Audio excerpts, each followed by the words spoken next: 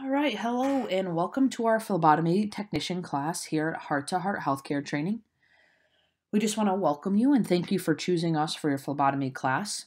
My name is Katie. I will be one of your instructors in this class.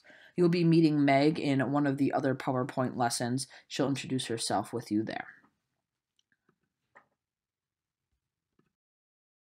Once again, welcome to our phlebotomy technician class. We appreciate you coming here.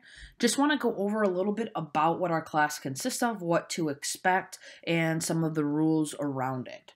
So the first part we want to talk about is just to remind you this is a blended learning class. So you're going to have our online portion, which is going to be our first 4 weeks of class, what you're starting right now. And then the last 4 weeks is going to consist of our lab portion, which is going to take place at the class or in the classroom.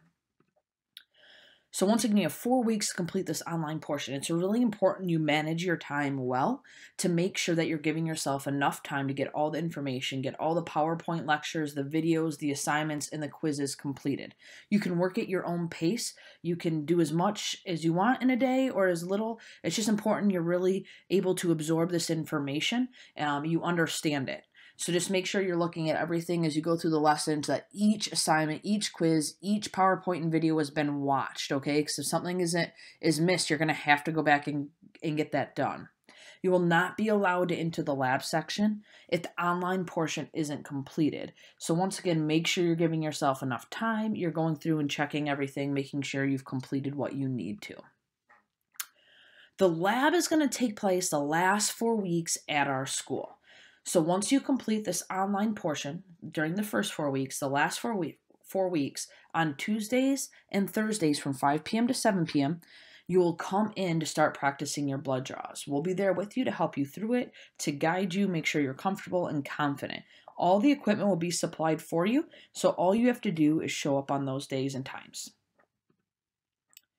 Once you successfully complete the online portion and the lab portion, then you will be eligible to sit for the National Phlebotomy Certification exam if you would like. What's really important too is this is an online class, but that does not mean we're not here to help you, okay?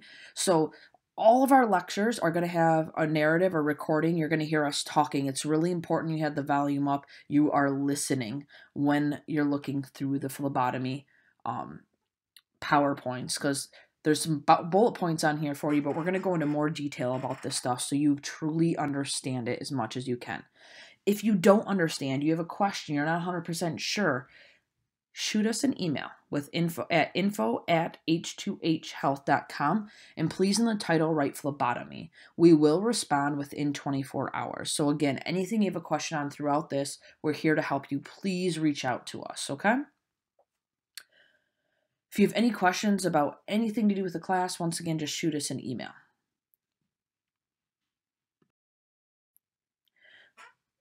So now we're going to get started with what is phlebotomy, right? A lot of you already have an idea, right? You've signed up for the class, you've paid for it. I'm assuming you've done a little bit of research, but we're going to go into the details about what phlebotomy is. So phlebotomy is the process of withdrawing blood for the purpose of medical testing. So the person that's withdrawing the blood is called a phlebotomist, what you guys will be when you finish the course. The reason we're obtaining blood is to monitor the patient and to diagnose the patient. So when we get that blood, what the doctors, nurses, everybody's looking at is they're looking at those levels for whatever we drew the blood for. So can we diagnose them with a disease through these blood draws, or are we just monitoring to make sure their levels are within normal ranges? Once we remove the blood, we can do this for blood banking or transfusion purposes. So if you've ever donated blood, that's what blood banking is. We're taking blood and we're donating it. We're going to keep it for somebody who then needs a transfusion. So they've lost blood, they need blood, for many different reasons, then that's an option for them. There's also therapeutic purposes for removing blood as well. So phlebotomy is the practice of drawing blood, just like we talked about. And this is a very ancient profession. It dates back at least 3,500 years to the time of the Egyptians. Nowadays, it is performed basically to primarily diagnose and monitor the patient's disease or condition. We have a lot of testing and research and things that have gone in, and it's important that we're using the correct testing procedures, most up-to-date equipment. We're making sure everything's being done safely, that the patient is comfortable, and that we're maintaining the integrity of the sample we collected. So the integrity of the blood, meaning it's not being contaminated or anything of that nature. So let's talk a little bit about the history of phlebotomy. So where did this come from? Where did they get the idea to draw blood and be able to test things for them? Well, the first thing we're talking about is Hippocrates and how he thought that the disease was excess fluid in the blood. So because he thought that there was excess fluid in the body, not the blood, so excess fluid in the body, they developed this thing called bloodletting, which became a very common practice during his time. In fact, barber surgeons were actually allowed to practice bloodletting, along with some of these other things listed here, such as leeching and cupping, shaving amputations, and pulling teeth and giving enemas. Actually, the red stripe on the barber pole that you see, you go to the barber shop to get your hair cut, the red stripe actually comes from when the time the barbers were allowed to do bloodletting. It was symbolic of the bloodletting. In the 16th century, surgery became a lot more sophisticated. There came a lot of research and more information regarding surgery and best practices. And at that time, that's when the barbers were no longer allowed to do the bloodletting, and physicians were given control of that. The Greek term for phlebotomy literally translates into phleb, which means vein, and then tome, which means incision.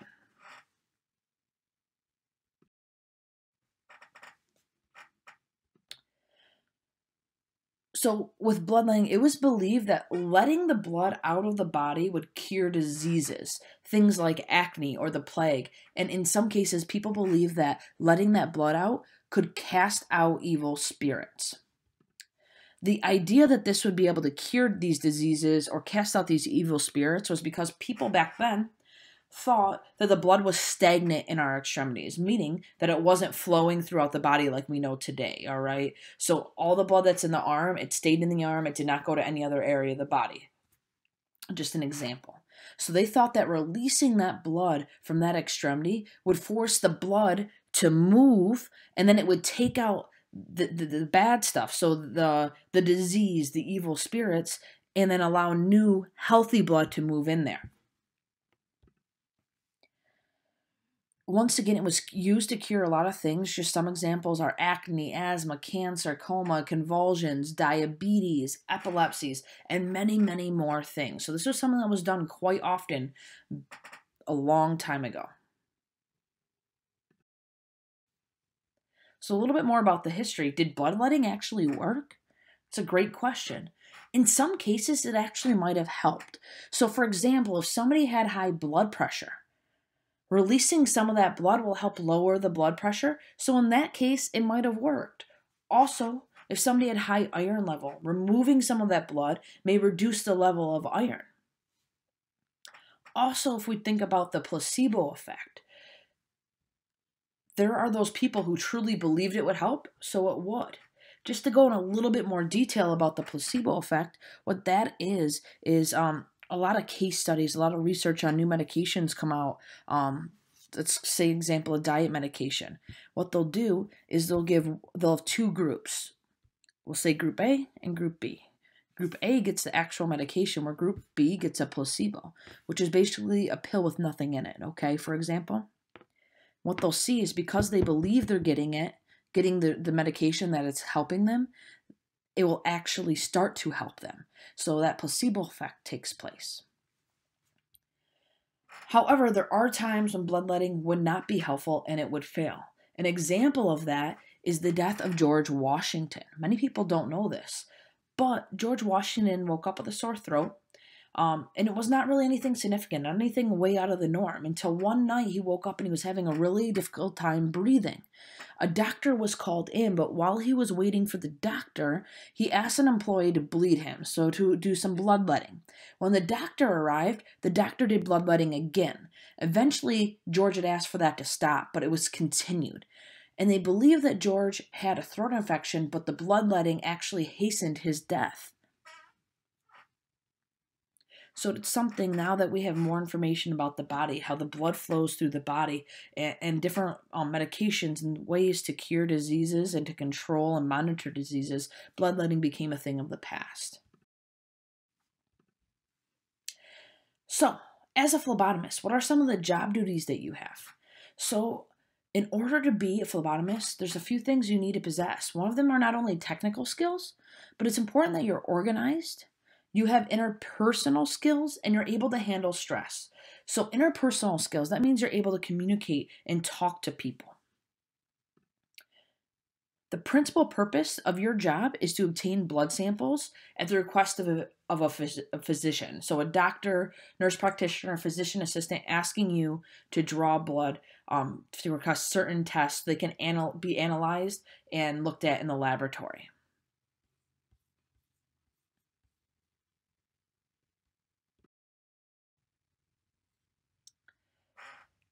So as we move into some of these skills that we need to be a phlebotomist or to work in the healthcare field in general, there's some personal characteristics that I really want to talk about that I think are very, very important when it comes to the medical field. One of the very first things is dependability. In the medical field, our patients need us 365 days a year, 24 hours a day. All right, 7 days a week. It does not end. People are always sick, and it's important that we're reliable. We're showing up when we're supposed to be, we're on time, and we're completing the job that we're supposed to complete. That dependability is something that is so important. We can't just call off work because we don't want to go in today. Our patients, our coworkers are relying for us to show up and do the job we want or are supposed to do. Honesty and integrity. I can't talk about this enough. In the healthcare field, a lot of times we find ourselves, although we're a part of a large team, most of the time when we're giving care or we're drawing blood, we are by ourselves. There's nobody there looking over our shoulder to make sure we're doing what we're supposed to be doing. That's where that integrity comes into place. And you have to be honest and truthful in the care that you're giving, in the procedures you're doing, and how you collect them, making sure you're following the rules and the procedures correctly. And that goes with charting as well. When you're charting only what you did, not anything else that you didn't do. Huge thing, and this is going to be across the board. This is in life in general, but especially the medical care field, anything customer service based, you're working with other people. Having a positive attitude changes everything in a good way, obviously. When you go in, you have a smile on your face. Hi, how are you doing? That makes a big difference, not only for yourself, but for your patients and the people around you.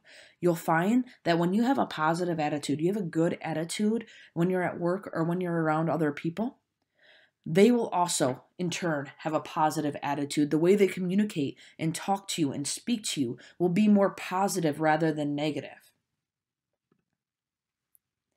Empathy and compassion, right? The true reason most of us get into the healthcare field is because we want to help people, all right? That compassion already exists in us. That's why we're all here. That's why we all chose to come into the medical field. So it's important that that continues when we start working. We've been working for a long time. That compassion should never go away. We're here to help people. We're here to try to help them as much as we can. Empathy, right? Being able to put ourselves in somebody else's shoes. Trying to see and feel what they're going through. Being empathetic, having empathy will make you a better caregiver. In the fact of whether you're drawing blood, whether you're caring for somebody in a deeper level, it doesn't matter. Trying to understand what that person's going through, putting yourself in their shoes, will help you have more compassion when it comes to caring for them. Professional detachment. So this is a little bit of a tricky subject, okay? You'll hear people all the time in the healthcare field, don't get attached.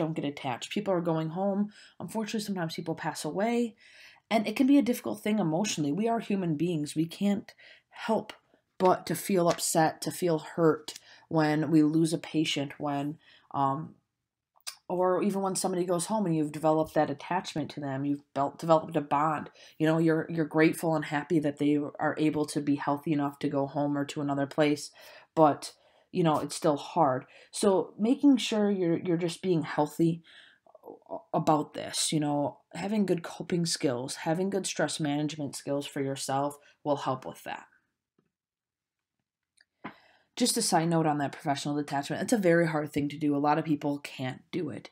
That's one of the best things about working in this field is that bond you get to create with your patients, that feeling of being able to help them, seeing them succeed. Or, even if they pass sometimes, when they're in pain, to see and to know they're now free of pain is important. So, take that with what you can, but understand that, for our sake, my biggest point here with professional detachment is you're having, healthy coping skills and healthy stress management skills. Professional appearance, this is really important. So making sure you're dressed appropriately, following whatever the dress code is at your place of employment. All right, that you're clean, right? You've showered, you have good hygiene skills. Interpersonal skills, right? So being able to communicate with people. We're going to go into detail with this in a whole nother lesson, so I'm not going to get into it too much, but your communication is everything. It really sets the tone on how that interaction is going to go with that person. It makes that person's experience positive or negative. It helps you be a good team player, all right? So your life can be a lot easier with good interpersonal skills, and we talk a lot about those, like I said, in a future lesson. Last one is telephone skills, which goes a lot with the interpersonal skills, and we'll get into that when we get into communication.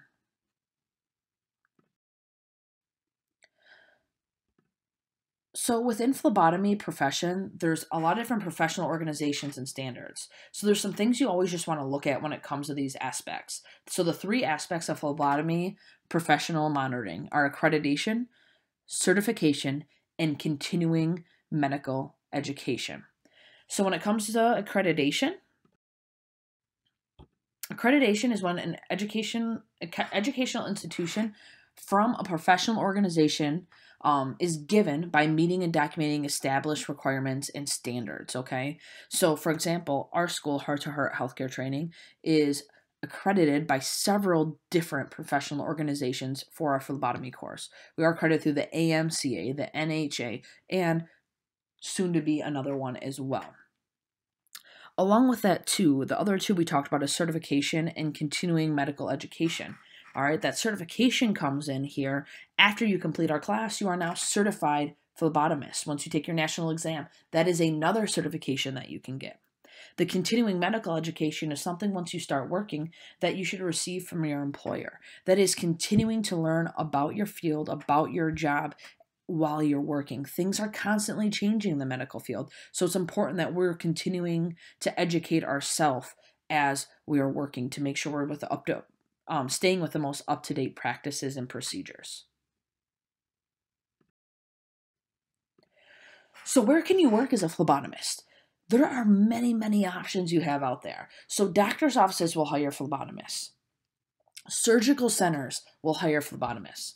Clinics, things like plasma centers, where you go to donate blood, all different types of clinics will hire phlebotomists. Nursing homes, long-term care facilities, hospitals like acute care facilities, ambulatory clinics. So that's a lot like rehab centers and things like that may even do that as well. So you have a lot of options as you were looking through this. You're seeing the different settings you can work. These are all very good options for you, things to look at. So when you go to look for a job, these are areas that you can look to apply. So as a phlebotomist, it's always important that we stay in our scope of practice or within our scope of practice at all times, meaning we're not going to go and do things that we haven't been trained to do. It's really important that we have good patient identification, meaning before we go and draw blood, we make sure we're drawing blood on the person that we're supposed to be drawing blood from. We're preparing the patient the way we should be, and we're collecting the blood of the patient, and making sure that we're doing a proper assessment for any complications after we draw that blood. We'll get into a lot more detail about these things later on, but those are a few of the things that we wanted to touch base on.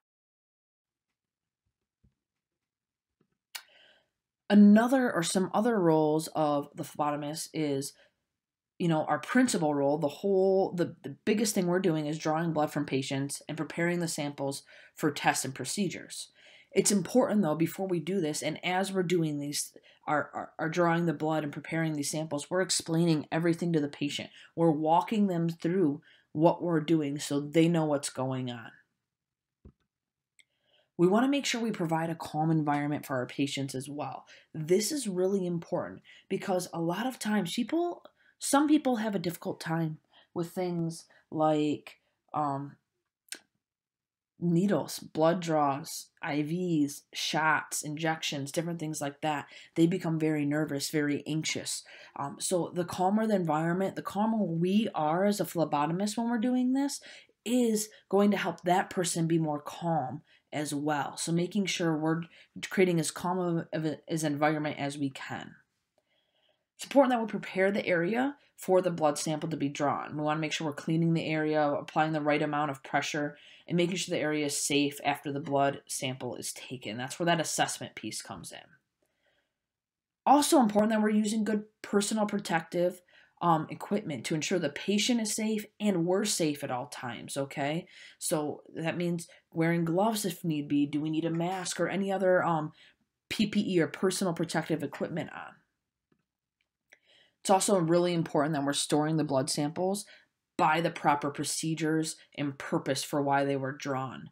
Making sure they're accurately marked, they're in the proper containers, that they were add stains to the samples if need be. Just making sure we're doing everything that we're supposed to do all the way from the first step to the very last. We're not taking any shortcuts with that.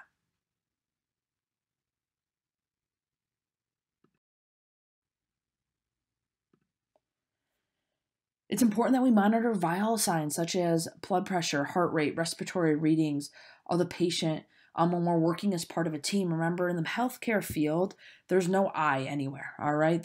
We are a team. No matter what part of the team you're on, there's always people there surrounding you, and we have to do our part. We want to make sure we're updating the patient records with detailed patient information. When we draw the blood, when we get the results, everything's being recorded the way that it's supposed to. Make sure we're taking responsibility for the laboratory area where the blood samples are drawn, including preparing and cleaning the area, okay? Our job, we wear many hats, right? It's just not draw blood and go, draw blood and go. There's more to it than that. We want to make sure we're maintaining inventory of the equipment used for drawing blood supplies. The last thing you want to do is go to draw blood and all of a sudden you don't have the right tubes, you don't have the right needles, whatever it may be, you don't have a tourniquet with you. So it's important that we're maintaining inventory and making sure we're prepared when we go to draw that blood.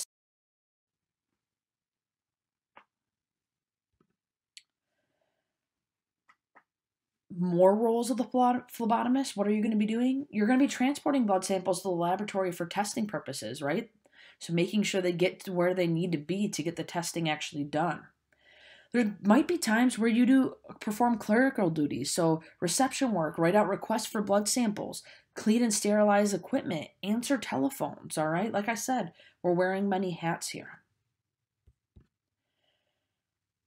Depending on where you work, you might be doing some other type of sample collections as well. And that could be things like urine or fecal samples and delivering those samples to the laboratory for testing. So once again, that might depend on where you work, but that's definitely something that may take place.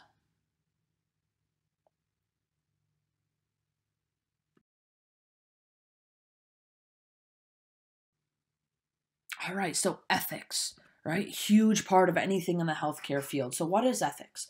Ethic is the knowledge of what is right conduct versus what is wrong conduct. So right versus wrong, that's what ethics is. It's important that we should never be prejudiced or biased. That's a huge part of the healthcare field. We're going to be working with people from all different walks of life, different religions, different cultures, different socioeconomic backgrounds. And it's important that we put all our judgments aside, all right? Each patient we're treating just as if it was our loved one. It's important, and it's our ethical duty that we provide emotional supports, okay? So we're being supportive emotionally to our patients and helping them if they need more support, making sure letting the team leaders for that patient know that it looks like they may need more support than what they're getting. So make sure we're communicating and advocating for that patient. It's really important. But once again, ethic, right versus wrong.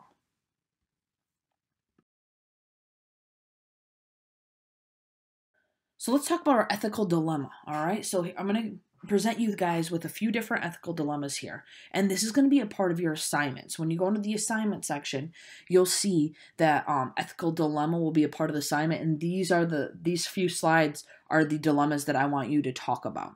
So the first ethical dilemma is a coworker of yours is consistently late. She often asks you to cover for her when she is late.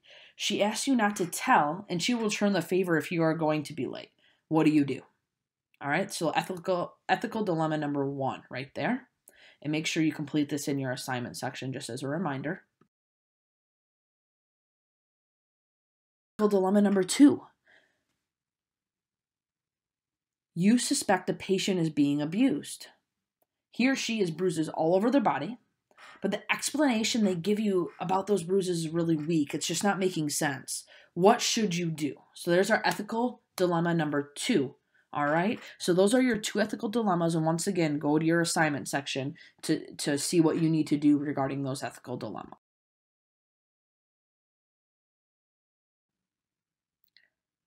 So the next thing we're going to talk about here are the laws. All right. So laws are rules of conduct made by a government body. There's criminal laws, which are concerned with offenses against the public.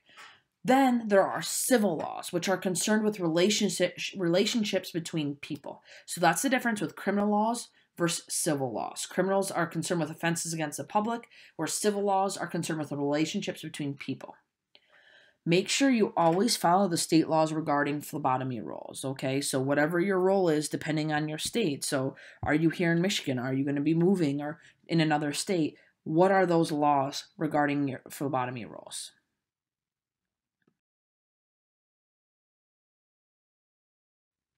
The next thing we're going to talk about is tort. So tort is a wrong committed against a person or the person's property. So torts may be unintentional or intentional.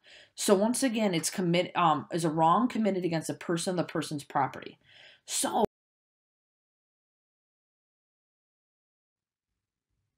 what are some unintentional torts? All right.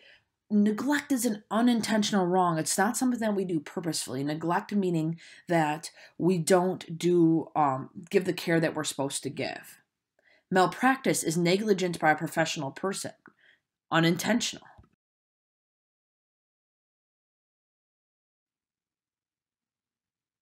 Now here are some examples of intentional torts. Defamation is injuring a person's name and reputation by making false statement to a third person. So you're talking bad about somebody by making these false statements, things that you know are false to another person. Libel, that's making false statements in print, in writing, or through pictures. So once again, you know they're false and you're continuing to put these out there, but this is through print, through writing, or through pictures.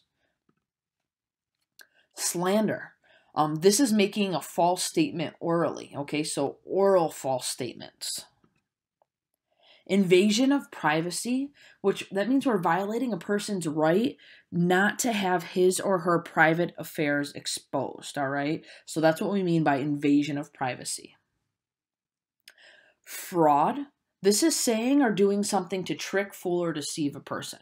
So once again, we're doing something or saying something to trick, fool, or deceive a person. That's fraud. Assault. That's intentionally attempting to touch or threaten a person's body without their consent.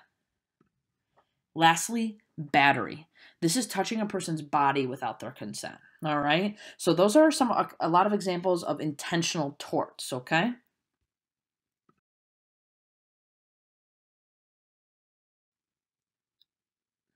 Now we're going to get into informed consent. This is really, really important when it comes to phlebotomy, and really everybody in the healthcare field.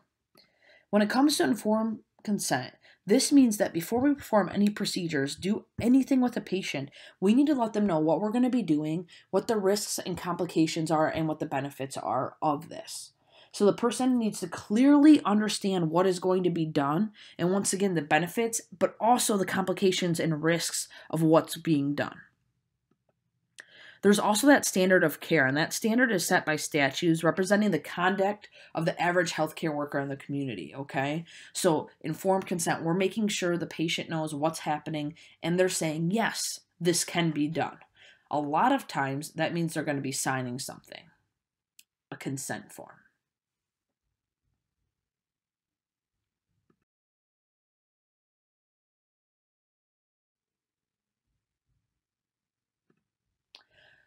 We need volunteer HIPAA, one of the second most important legal aspects of the role of phlebotomy. All right, so HIPAA is our Privacy and Confidentiality Act.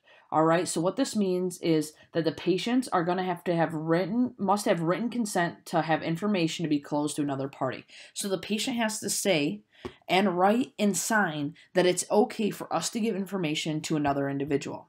So say you have patient Mrs. Smith, for example, and Mrs. Smith has a boyfriend and family members, and she wants us to be able to communicate with them what's going on with her medical information. She needs to sign a document stating it's okay and with each individual's name that we're allowed to talk about her medical information.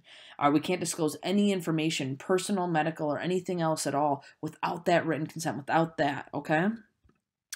We have to make sure we keep everything confidential. Now, this also means that when we're in a public place, right, we're talking in the hallway or elevator or something like that, that we're aware of what we're saying. Anything that can be used to identify a patient is a HIPAA violation. So we're talking about a gentleman down the hall, and maybe there's only one gentleman down there, and somebody overhears us. That could be a HIPAA violation because they were able to identify the patient and heard the information we were talking about. So it's really important that we are watching what we say and where we say it and how we're speaking about a patient.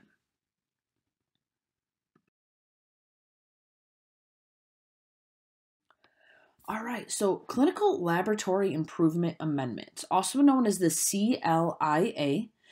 This is an agency that provides regulations to ensure the accuracy and quality of lab testing. All right, so this is sort of they're putting all the standards and quality down when it comes to the lab testing. It requires laboratory certifications by the federal government. Blood collection procedures are inspected regularly due to improper techniques, which end up causing false test results.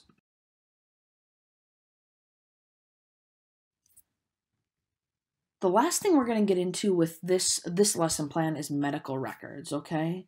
So medical records are a written account of a person's condition and response to treatment and care.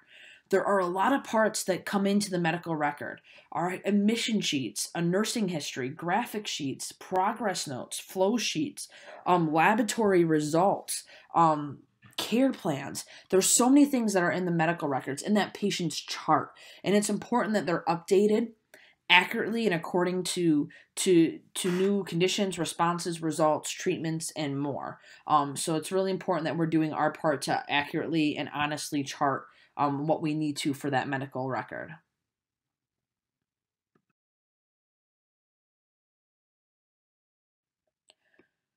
All right, so reporting versus recording.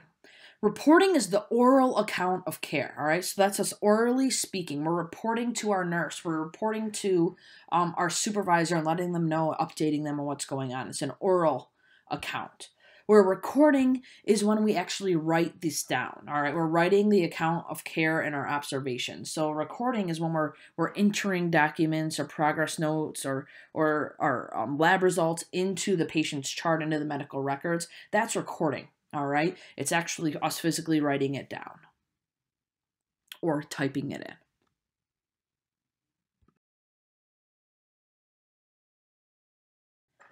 So what's an assessment? An assessment is when we collect all the information about the person, observing using our senses of sight, hearing, touch, smell to collect information. So after we draw blood, we're always going to do a quick assessment on our patient to make sure there's no complications that have happened that we should be aware of, that we should report to the nurse or to the doctor, all right? So assessments should always take place and making sure we're observing using our senses.